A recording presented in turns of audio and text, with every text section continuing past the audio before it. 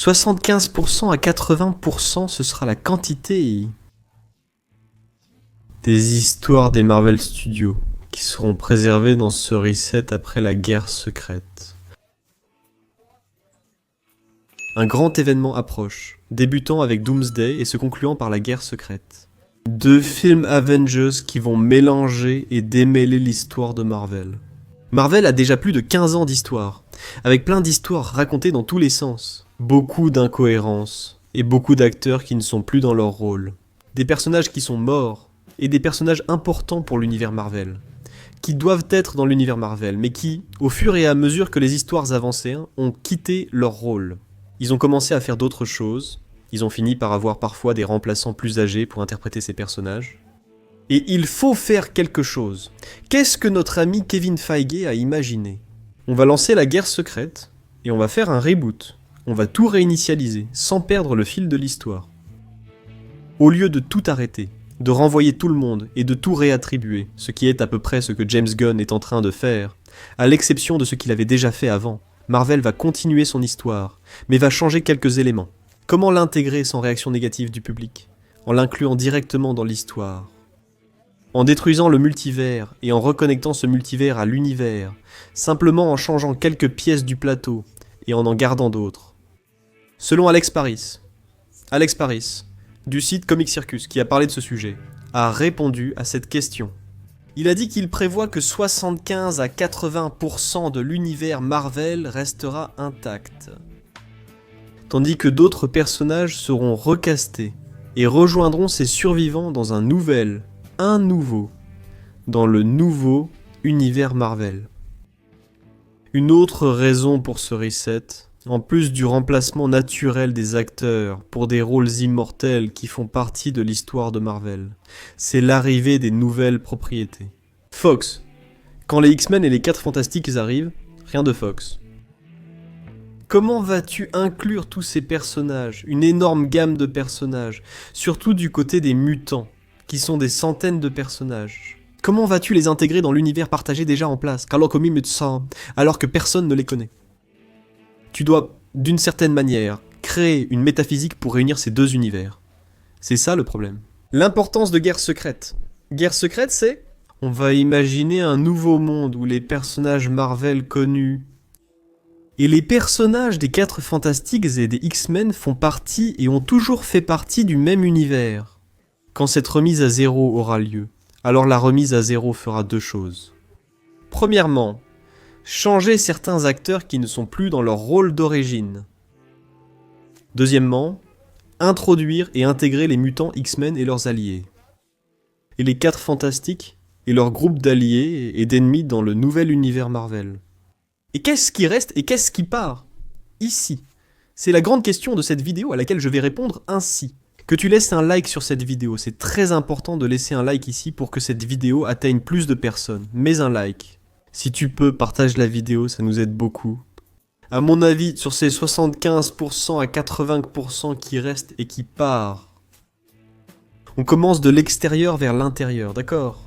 La ligne urbaine de Marvel Daredevil, nous avons Zero. Tout ce groupe reste. Rien ne changera, tout continuera comme avant, avec peu de liens à la ligne centrale de Marvel. Il n'y a pas besoin de changer. Une 3e saison de Démolisseur est confirmée, prévue entre Doomsday et Guerre Secrète. Après Guerre Secrète, une 4e saison est possible. Démolisseur est conçu comme une série longue avec plusieurs saisons, donc cela ne changera pas. Dans le domaine surnaturel, parallèle de Marvel, je pense aussi que tout le monde reste. Ce qui a été montré dans Agatha et Loup-Garou, Chevalier de la Lune, ne changera pas! Ça non plus, on n'y touche pas. Tout va rester pareil, parce que ça ne fait aucune différence de changer ou pas. Maintenant, dans la zone centrale, nous avons ici quelques éléments à vérifier. Premier quatuor fantastique. Le quatuor fantastique vient tout juste d'être choisi. Ils viennent d'engager les 4. Ils ne vont pas signer un contrat avec Marvel pour faire 3 films, 2 films, tu vois, de collaboration, juste un quatuor fantastique, c'est très improbable. Je pense que tout le quatuor reste le quatuor entier, personne ne bouge. X-Men change tout, parce que jusqu'à présent, Les X-Men sont encore les X-Men venant de la Fox. Ian McKellen et Patrick Stewart restent Xavier et Magneto. Mais cela va changer. Un reboot total des X-Men arrive, avec de nouveaux acteurs et un nouveau départ. Même Hugh Jackman n'y survivra pas, non. Avenger, ici c'est une autre partie. Plus tendue. Les personnages qui sont encore en vie. Shang-Chi, les Thunderbolts, Thor, Hulk, si personne ne meurt dans Doomsday et Secret Wars, tout le monde reste. Il n'y a pas besoin de changer, à moins qu'ils meurent, là il y a une justification pour changer. Quant à ceux qui sont morts, Capitaine Amérique, Veuve Noire, l'Homme de Fer, tout ce monde-là, tout le monde. Il y aura de nouveaux acteurs. Le noyau des Vengeurs va complètement changer. Je pense même que l'Homme-Fourmi et la Guêpe seront aussi remplacés. Le noyau des Vengeurs change totalement. Et ils ne seront plus les protagonistes de la prochaine saga, ils seront des personnages secondaires dans la prochaine saga. La prochaine saga. On attend les X-Men et le nom qui est en cours de développement est la saga mutante. Donc il est très probable que les X-Men seront les protagonistes d'une nouvelle saga avec les Vengeurs en soutien. On peut avoir un autre Tony Stark ou Steve Rogers sans problème. Les Vengeurs survivants à Doomsday continueront-ils leur aventure? Après Secret Wars, les Vengeurs morts dans Doomsday ou Secret Wars reviendront-ils? Ceux-là peuvent être ramenés, en tenant aussi compte du fait que T'Challa est mort. Les jeunes Vengeurs, qu'on appelle aussi les champions, tout le monde reste. Il n'y a aucune raison de recaster Kate Bishop, aucune raison de recaster Miss Marvel, aucune raison de recaster qui que ce soit, là-bas. Et puis s'il y a Cœur de Fer, bientôt. Je pense qu'ils vont changer tous les X-Men improvisés actuellement. Je pense qu'ils vont changer les Avengers morts, et je pense qu'ils vont changer ceux qui mourront dans Doomsday et Secret Wars. Cela change, le reste reste. Je pense que c'est là qu'il y a les 30%, les 20% qui vont être changés, remplacés.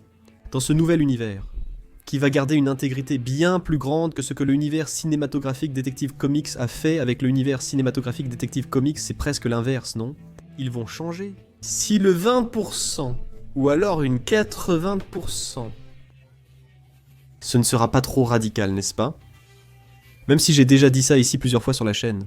À mon avis, on pourrait facilement tout fermer, et recommencer à zéro du point de vue des mutants. Mais je comprends aussi que c'est quelque chose de très risqué, parce qu'il y a plusieurs personnages, plusieurs franchises qui sont déjà établies. Tout remettre à zéro est compliqué, mais on verra ce que ça donne. Ce seront quoi, ces 30%? Et toi, qui tu penses? Qui tu penses qui va partir? Qui tu penses qui va rester? Écris-le ici en bas. A plus, à bientôt, à tout de suite. Salut! C'était un contenu de 4 Quasar. La chaîne publie au moins 3 vidéos chaque jour de la semaine. Si tu as aimé, voici d'autres suggestions. N'oublie pas de liker, commenter, t'abonner et activer la cloche pour les notifications. Merci beaucoup, à la prochaine.